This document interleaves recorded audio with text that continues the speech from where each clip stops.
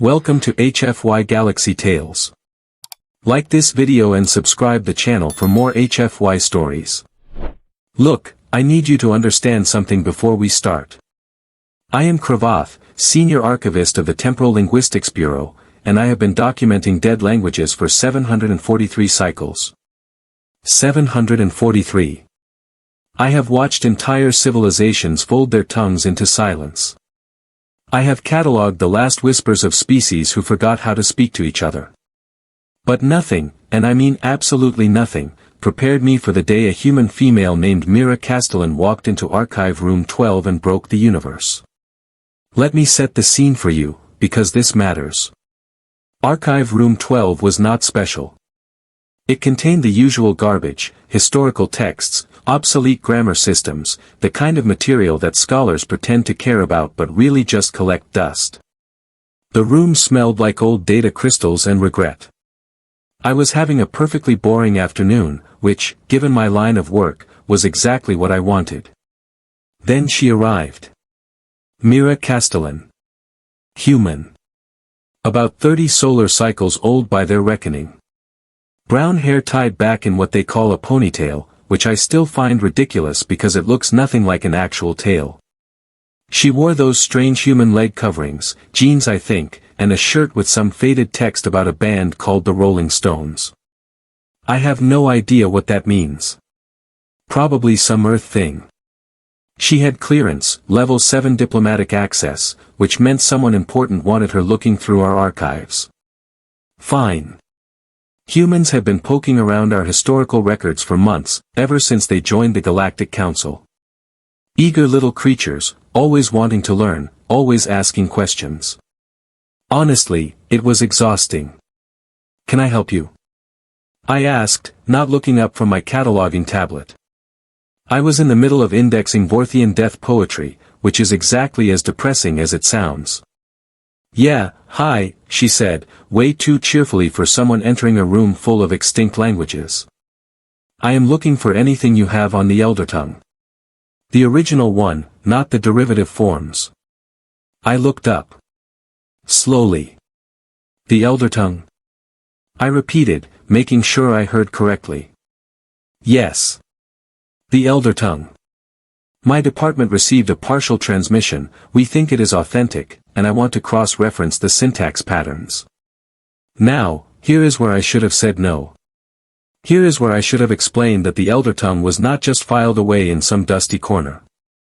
It was locked, sealed, and buried under approximately 17 different security protocols for very good reasons.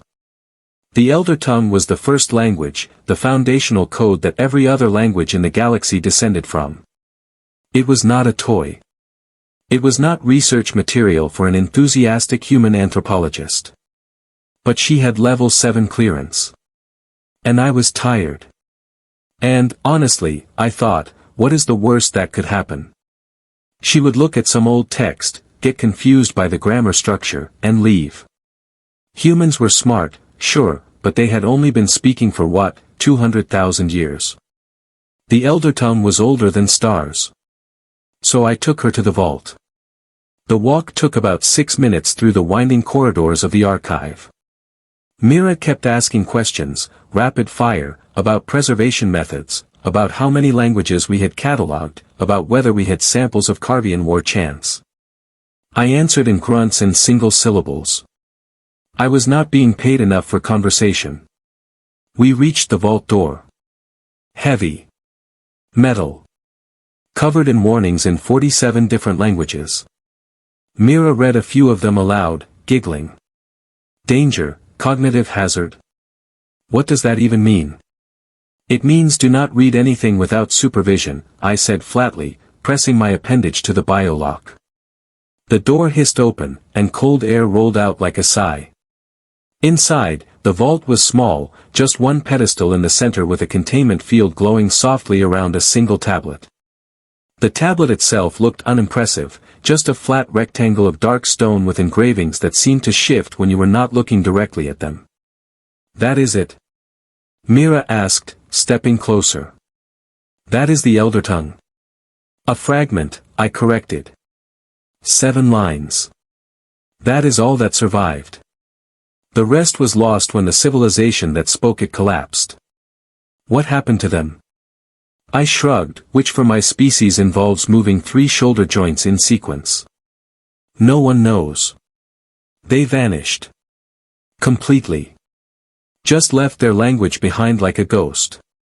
Mira leaned in, her eyes wide with that human expression they get when they are fascinated. Curiosity. That is what they call it. I call it reckless stupidity. Can I see it closer? You can look. Do not touch. And definitely do not read it aloud. She nodded, distracted, already studying the engravings. I stepped back, checking my tablet for messages. Boring, more Vorthian poetry, an invitation to a symposium on dead metaphors. The usual. Behind me, Mira whispered, huh. The syntax is actually similar to Proto-Sumerian. See how the verb conjugates based on temporal position relative to the speaker. And this symbol here, it could be a marker for. I was half listening. Barely paying attention. That was my first mistake. Then she read the first line. Out loud. The sound that came from her mouth was wrong. Not incorrect, but wrong in a way that made my sensory organs hurt. It was like she had reached into the fabric of reality and plucked a string that was never meant to be touched. The air around the tablet shimmered, and for just a second, I thought I saw something move in the space between spaces. Stop! I shouted, spinning around. But she did not stop. She was reading the second line now, her voice gaining confidence, the syllables rolling off her tongue with impossible fluency. How was she pronouncing sounds that required 3 vocal cords?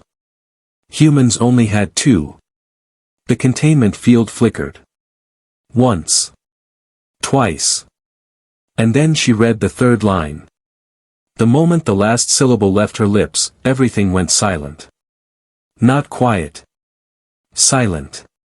The kind of silence that happens when sound itself forgets how to exist. I could not hear my own heartbeat. Could not hear the hum of the archive systems. Nothing. Mira stood frozen, her mouth still open, her eyes wide with confusion. She tried to speak, I could see her lips moving, but no sound came out. She looked down at her hands, then back at the tablet, panic spreading across her face. I tried to say something, anything, but my voice was gone too. Completely gone. I reached for my communicator, tapping frantically, but the device was dead. No signal. No power. Just a useless piece of metal in my appendage. The tablet was glowing now, brighter and brighter, the symbols rearranging themselves, forming new patterns, new words. Words I had never seen before. Words that hurt to look at. Then, just as suddenly as it started, the light vanished. The tablet went dark.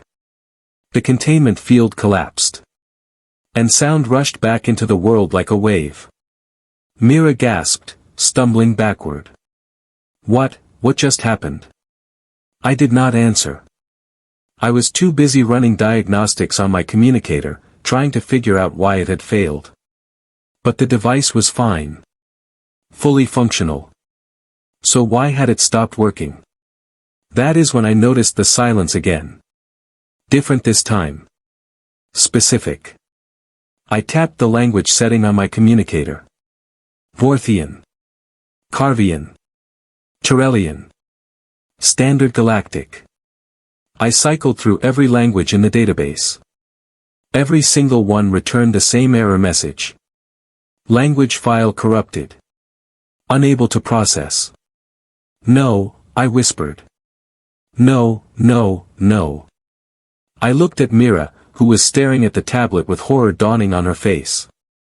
Tell me you have a backup, she said quietly. Tell me there is a backup somewhere. I did not need to answer. She could see it in my expression. The Eldertongue was not just a language. It was the foundation. Every language in the galaxy, every dialect, every form of communication, was built on its structure. It was the root code, the base layer of linguistic reality. And she had just read 3 lines. 3 lines that were never meant to be spoken again. 3 lines that had rewritten the rules. I pulled up the archive database, hands shaking, and ran a system-wide check. The results came back in seconds, and my blood turned cold. Vorthian, gone. Deleted. Carvian, corrupted beyond recovery. Turelian, fragmented. Standard Galactic, error, error, error. 43 languages. Wiped out. Just like that. What did I do? Mira whispered, her voice barely audible. I looked at her, this small human female in her jeans and her band shirt, and I realized with perfect clarity that she had just committed the greatest act of accidental destruction in galactic history. You, I said slowly, just erased 43 languages from existence. Her face went pale. What? The Eldertongue was not just a language. It was the template. Reading it, speaking it, activates its original programming. And that programming just overwrote everything built on top of it. But that is impossible. Languages do not just disappear. They do now. My communicator buzzed. Then again. Then 100 times in rapid succession. Emergency alerts. Distress calls. Panic spreading across the entire station as people realized they could not understand each other anymore. The Carvian delegation was screaming in a language no one could parse. The Turelian ambassador was weeping because his translator had turned his speech into nonsense. The Vorthian poet, the one whose work I had been cataloging, was standing in the hallway, mouthing words that no longer had meaning. And at the center of it all was Mira Castellan, who had read 3 lines and broken the galaxy. She looked at me, tears forming in her eyes. How do we fix this? I laughed. Not because it was funny, but because what else could I do? Fix it? You think we can fix this? You just erased languages that took millions of years to evolve. You think we can just, reboot them? There has to be something. There is nothing. The Eldertongue is the source code.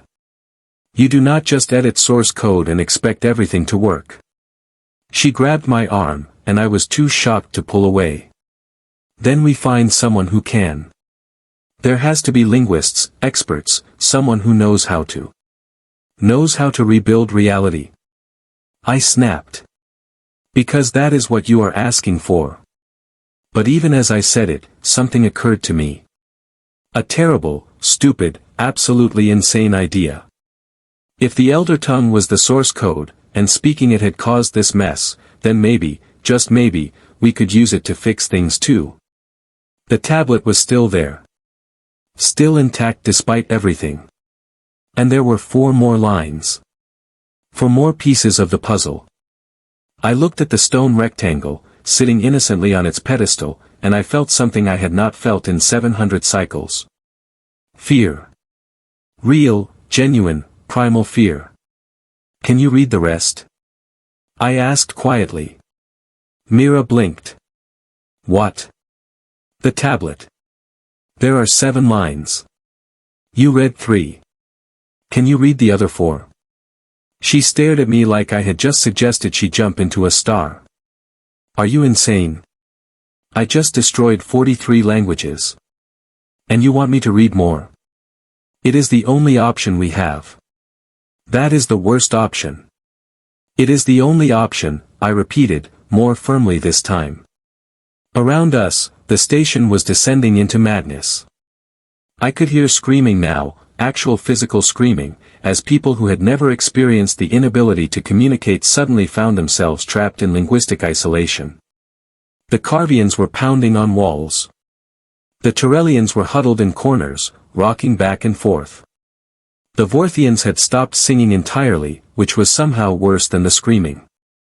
Mira looked at the chaos, then at the tablet, then at me. Her jaw set. That human stubbornness kicking in. If I do this, she said slowly, and it makes things worse, I want it on record that you suggested it. Noted. And if it kills me, you tell my family I died doing something heroic, not stupid. Those are not mutually exclusive, I pointed out. She almost smiled. Almost. Fair enough. She stepped back toward the tablet, rolling her shoulders like an athlete preparing for competition. I had seen humans do this before, preparing their bodies for stress. It never stopped being weird. Okay, she said, more to herself than to me. Okay. Let us save the galaxy. Again. Apparently. I activated my backup recording device, the one I used for field documentation. If this worked, we would need proof. If it did not work, well, at least there would be a record of what happened. Mira positioned herself in front of the tablet, hands hovering over the surface without quite touching it. She closed her eyes, took 3 deep breaths, and opened them again. Her eyes had changed. Focused. Determined. Ready. Here goes everything, she whispered. And then she started reading line 4. The sound was different this time. Deeper. Richer. Like she was not just speaking the words but channeling them from somewhere else entirely. The tablet responded immediately, the symbols lighting up in sequence, tracing patterns across the stone surface.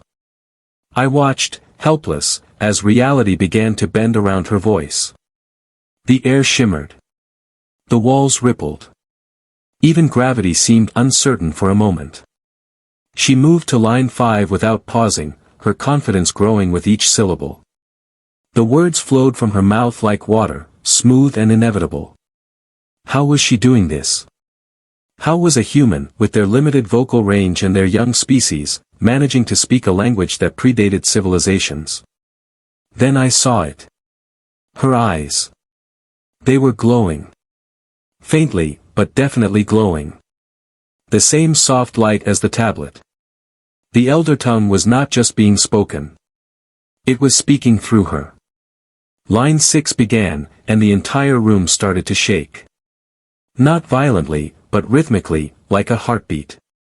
The tablet pulsed in sync with her words, and I realized what was happening. She was not reading anymore. She was performing. This was not linguistics. This was ritual. The walls of the vault began to display symbols. Hundreds of them. Thousands. Every language that had ever existed, flickering across the surfaces like ghosts. I saw Vorthian death poetry. Carvian war chants. Turellian lullabies. Languages I had spent centuries cataloging, now manifesting in the air around us. They were coming back. Mira's voice grew stronger, filling the room, filling the station, maybe filling the entire sector for all I knew. She was on line 7 now. The final line. The line that would either restore everything or destroy what little remained. Her hands were shaking. I could see sweat on her forehead. The strain was immense. Speaking the Eldertongue was not meant for mortal beings, especially not humans with their fragile vocal cords and limited lung capacity. But she kept going. The final syllable hung in the air for what felt like an eternity. Then, slowly, it resonated. Expanded. Filled every available space with its meaning. And everything exploded. Not with fire or force, but with sound. Pure, undiluted sound. Every language that had been erased suddenly burst back into existence, flooding the station with meaning and structure and purpose.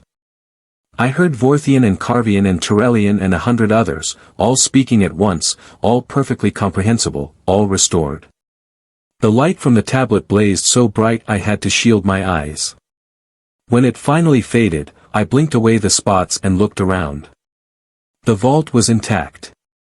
Mira was standing, barely, leaning against the pedestal for support. The tablet was dark again, symbols no longer moving, but somehow I knew it had changed. Transformed. Completed its purpose. I checked my communicator with trembling appendages. All systems operational. Language files restored. Every single one. Not just restored, but improved. Cleaned.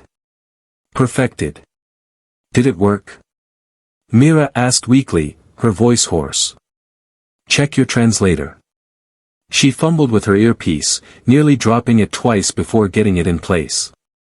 Testing. Testing. Can you understand me? Unfortunately, yes. She laughed. It came out as more of a croak, but it was genuine. We did it. Holy stars, we actually did it. I looked at where the tablet sat, now completely dormant. The Eldertongue had fulfilled its function. It had broken and rebuilt itself, and in doing so, had rebuilt everything else. We need to leave, I said suddenly, reality catching up to me. Right now. Before anyone asks questions. Questions. We just saved civilization. We should get awards. We destroyed a historical artifact and caused a station-wide panic. We should get arrested. That penetrated her exhaustion. She looked at the now lifeless tablet, then at me, understanding dawning. Right. Yes. Leaving sounds excellent. We made it exactly 4 steps toward the door before the alarms started blaring. Not emergency alarms. Security alarms. Run, I said. What? Run. So here is the thing about running from station security. It is significantly harder when you have 3 broken ribs, 4 appendages that are not designed for rapid movement, and a human companion who keeps asking questions instead of focusing on the very important task of not getting caught. Why are they chasing us? Mira gasped as we rounded a corner, narrowly avoiding a maintenance bot. Because we destroyed government property. We fixed it. They do not know that yet. Behind us, I could hear the security team getting closer. Their boots hammered against the metal floor in perfect rhythm. Carvians. Had to be Carvians. They were the only species that ran in synchronized formation. Show-offs. We burst into the main archive hall, and immediately I regretted it. The hall was packed with scholars, researchers, and very confused administrative staff, all of whom turned to stare as we sprinted past. A Turellian professor dropped an entire stack of data tablets. A Vorthian student screamed something that might have been poetry or a curse. Hard to tell with Vorthians. Excuse me. Coming through. Emergency linguistic situation. I yelled, which was not helpful but made me feel better. Mira vaulted over a desk with surprising grace. Humans were good at running. Evolutionary advantage from being chased by predators for millennia, probably. I, on the other hand, had to awkwardly scramble around it, losing precious seconds. Left. Mira shouted, pointing at a corridor I knew led to the service tunnels. That goes to the waste processing. Do you have a better idea? I did not. We went left. The service tunnels were dark, cramped, and smelled like recycled air and desperation. Perfect. I knew these passages well. Spent a lot of time down here when I wanted to avoid staff meetings. The tunnels connected every major section of the station, including, most importantly, the docking bay. Where are we going? Mira asked, slowing down now that we had some distance from the security team. Docking Bay 7. Your shuttle is there, correct? Yes, but they will have sealed it by now. Standard protocol for security breaches. Not if we get there before they issue the lockdown order. We navigated through the maze of pipes and conduits, my internal map of the station guiding us. Behind us, the sound of pursuit had faded. Either they lost us, or they were waiting at the exits. Probably waiting at the exits. I would be. Can I ask you something? Mira said as we climbed a maintenance ladder. Can it wait until we are not fleeing justice? Why did you help me? Back in the vault. You could have just reported what happened and saved yourself. I paused, halfway up the ladder. Good question. Why had I helped her? Professional curiosity? Guilt? Temporary insanity brought on by proximity to the Eldertongue. Because, I said slowly, in 743 cycles of cataloging dead languages, I have never seen one come back to life. What you did, what we did, that was extraordinary. So you helped me commit cultural terrorism because it was interesting? I prefer to think of it as aggressive linguistic preservation. She laughed, and the sound echoed weirdly in the narrow tunnel. You know, you are not what I expected from a senior archivist. What did you expect? Someone boring. I am boring. Boring people do not help humans read forbidden texts and then run from security. Boring people do not usually meet humans, I countered, reaching the top of the ladder and hauling myself onto the next level. We were close now. I could hear the ambient noise of the docking bay through the walls. Ships launching, cargo being loaded, the general organized chaos of a busy station port. If we could just blend into that chaos, we might actually escape. I found the access panel I was looking for and pried it open with my claws. Beyond was a narrow crawlspace that opened directly into the bay's maintenance area. We would come out near the smaller ships. Near Mira's shuttle. Through here, I said, squeezing into the space. It was tight. Very tight. My species was not designed for crawling. But neither was I designed for prison, so I made it work. Behind me, Mira followed with considerably less difficulty. Humans were annoyingly flexible. We emerged into the maintenance bay behind a stack of fuel containers, exactly as I had planned. I peered around the edge, scanning for security. None visible. Yet. There, Mira whispered, pointing. Her shuttle sat on pad 17, about 50 meters away. The boarding ramp was up, but that was fixable. We walk, I said firmly. Do not run. Running attracts attention. We are just two beings going about our normal business. Normal business. Right. I do this all the time. We stepped out from behind the containers and started walking. Casual. Confident. Like we belonged there. Which, technically, I did. I had full archive clearance, which included access to most station facilities. The fact that I was currently fleeing those facilities was a minor detail. We made it 20 meters before someone shouted. There. Archive personnel, pad 17. So much for walking, Mira said. We ran. The shuttle was close. So close. Mira hit the emergency release on her wrist communicator, and the boarding ramp began to descend. Too slowly. Way too slowly. Security forces were converging from 3 directions. Carvians to the left. Turellians to the right. And, oh wonderful, a Vorthian tactical unit straight ahead. This was bad. This was very bad. The ramp finally locked into position. Mira sprinted up it, and I followed, my ribs screaming in protest. She slammed the door control, and the ramp began to close. Not fast enough. A Carvian security officer grabbed the edge of the ramp, trying to force it back down. Strong species, Carvians. Very inconvenient. Mira did not hesitate. She grabbed a fire extinguisher from the wall and sprayed it directly in the officer's face. Effective, if undignified. The officer let go, sputtering, and the ramp sealed shut. Cockpit. Now.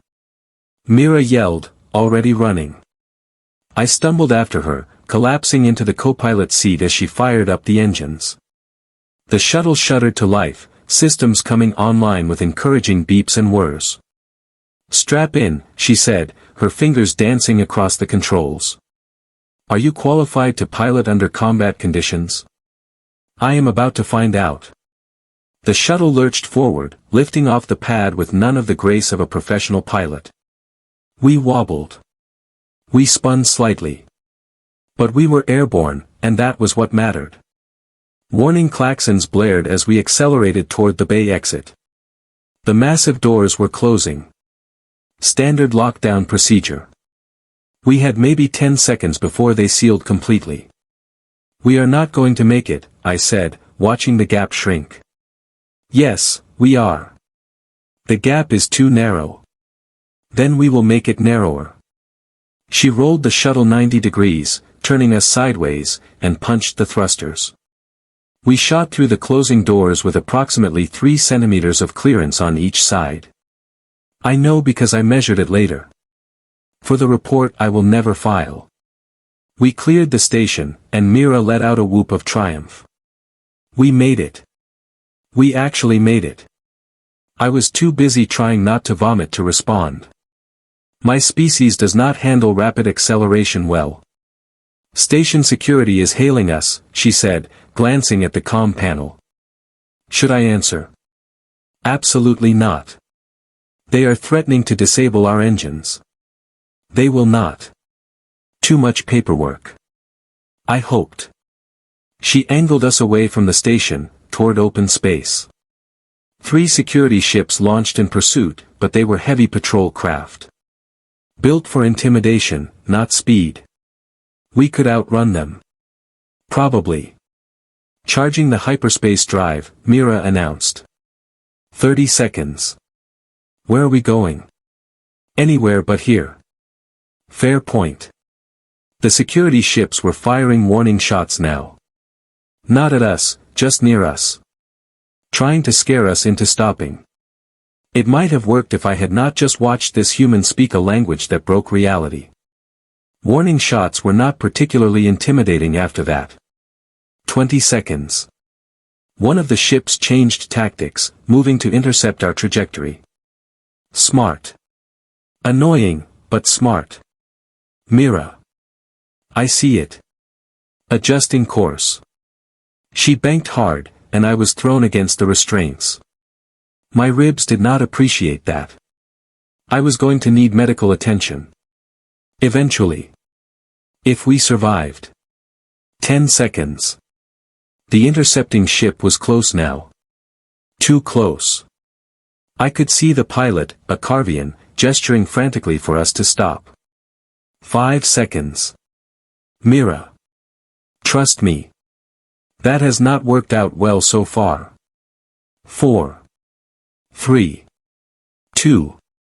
The hyperspace drive engaged with a sound like the universe tearing paper. Reality folded, unfolded, and folded again. The station, the security ships, everything disappeared in a flash of light. We were gone. For a long moment, we just sat there in hyperspace, listening to the engines hum. Safe. Relatively speaking. So, Mira said eventually. That happened. That happened, I agreed. We are criminals now. We were criminals the moment you read line 4. She grinned at me, that insane human grin. Was it worth it? I thought about that. Really thought about it. 43 languages, erased and restored. An entire civilization's worth of communication, saved from oblivion. The greatest act of linguistic preservation in recorded history, achieved through the most reckless means possible. Ask me again when I am not running for my life. She laughed. Fair enough. I pulled up the navigation computer, checking our trajectory. We were heading toward the outer rim, a region of space known for its lack of oversight and abundance of places to hide. Perfect for fugitives. We need a plan, I said.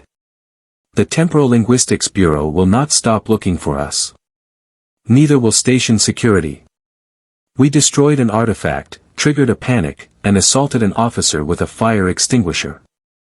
That last one was self-defense. Tell it to the judge. Mira leaned back in her chair, thinking. What if we did not hide? Excuse me. What if we went public? Told everyone what really happened? We saved those languages. We fixed the problem. Once people understand that, they will have to drop the charges. You have a lot of faith in bureaucratic systems. Do you have a better idea? Actually, I did. What if we kept doing this? She turned to look at me. Doing what? Finding lost languages. Preserving them. Restoring them. You proved it is possible. The Eldertongue is gone, but the knowledge remains. In you. In that recording I made. We could use it. Use it to do what, exactly? Save the languages no one else can save. The ones that are too dangerous, too old, too forgotten. We could be, I do not know, linguistic rescue specialists. Mira stared at me for a long moment. Then she started laughing. Not the polite laugh from before. Full, genuine, slightly hysterical laughter. You want us to become rogue linguists? Traveling the galaxy, breaking into archives, speaking forbidden languages? When you say it like that, it sounds ridiculous. It is ridiculous. It is completely insane. She was still laughing. I love it. You, what? I love it. Think about it. How many other languages are out there, dying, waiting for someone to save them? How many cultures are losing their voices because no one has the courage or the stupidity to help?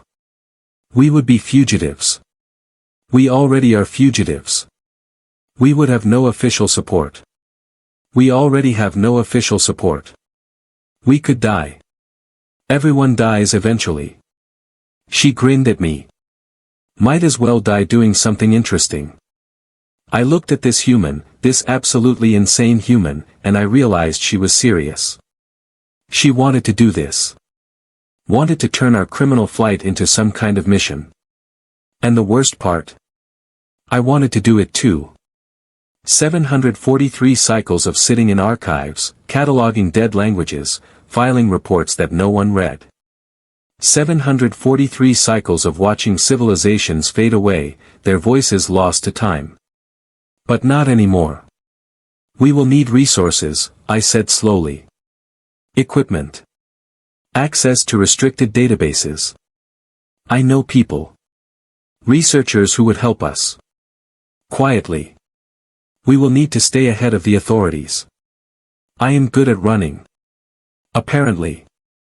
And we will need to be very, very careful. The Eldertongue was unique, but there are other dangerous languages out there. Some of them make the Eldertongue look like a children's rhyme. Mira's grin widened. Then we better get started. I pulled up a star map, marking locations of interest. Ancient archives. Forgotten outposts. Places where lost languages might still exist, waiting to be found. There, I said, pointing to a system near the galactic core. The remnant libraries. 300,000 years old. Abandoned. But the databases might still be intact. How dangerous. On a scale of 1 to Eldertongue. About a 7. Perfect. Let us start there. I set the course, and the navigation computer beeped confirmation. 3 days of travel. 3 days to prepare. 3 days to become whatever we were becoming. Linguistic rescue specialists. Rogue scholars. Criminals with a cause. You know, I said as the stars streaked past, when I woke up this morning, I did not expect my life to change completely. When I woke up this morning, Mira replied, I did not expect to accidentally destroy civilization and then save it before lunch. Fair point. She pulled up the recording I had made in the vault, the audio file containing the complete Eldertongue. We should probably encrypt this better. If anyone else gets hold of it. Already done. 7-layer encryption. Quantum locked. The only way to access it is with both our biometric signatures. Paranoid much? You just watched what happened when 3 lines got read. Imagine what someone malicious could do with all 7. That sobered her. She nodded, closing the file. Right. Maximum security. Got it. We fell into silence, watching the hyperspace tunnel around us. Somewhere behind us, the Temporal Linguistics Bureau was probably assembling a task force. Somewhere ahead, languages were dying, cultures were fading, voices were being lost.